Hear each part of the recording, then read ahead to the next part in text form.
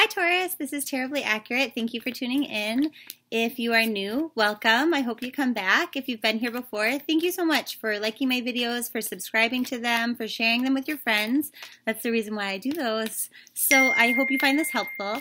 We're going to start with singles today, and this is for August 24th through September 24th for Taurus, Sun, Moon, and Rising. So what do we have for singles? Ooh, new adventures, new starts, and good potential for growth. What else do we have? But might be kind of a fling thing, okay? Might not be with your soulmate. And so I hate to say that, but, you know, I can never lie to you because what's the point in doing tarot cards for you, like giving you the forecast if I'm not going to tell you the truth. We've got the Justice card here though. So that just means, you know, you might not have that deep emotional bond, that very deep love connection with this person, but they're fun and they will treat you fairly. They're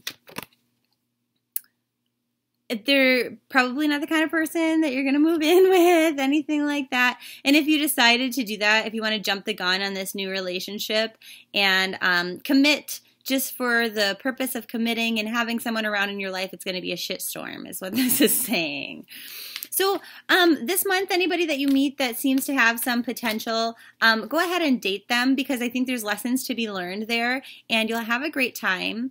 They won't treat you poorly, you know, but they just might not be your forever person. Now, this is a general reading, so that might not be the case for everybody, but in general, might not feel those deep, deep bonds this month with anybody that you meet or start to date, but a lot of fun. So go out and do it anyway.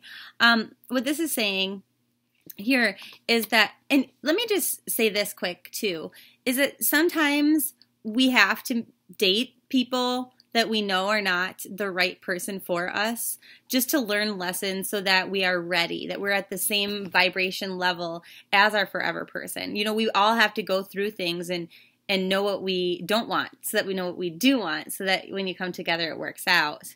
Now, this one's saying here, you know, as long as you're honest, as long as you say, hey, this is kind of fun, I don't know where it's going to lead, then that's okay. You know, don't feel guilty about that. What else do we have for single Taurus, Sun, Moon, and Rising? We've got this guy here saying that things are kind of stable right now, but something's coming up that you view as a challenge and you wonder if it's worth pursuing or not, and that might be that relationship because this is a love reading.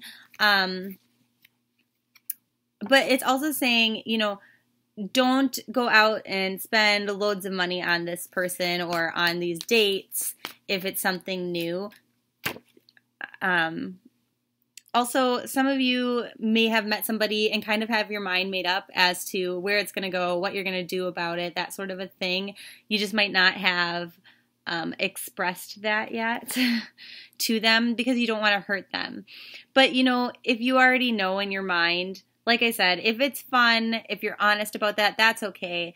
But if it's not even that fun, you know, it's just saying for your greatest good, you're better off letting them know the truth. Okay, so I hope that clears things up for you. Oh, yeah, so if you let them know the truth, this is the reward for that, you know, the world. Everything you want, you can have, you know, so that's really great.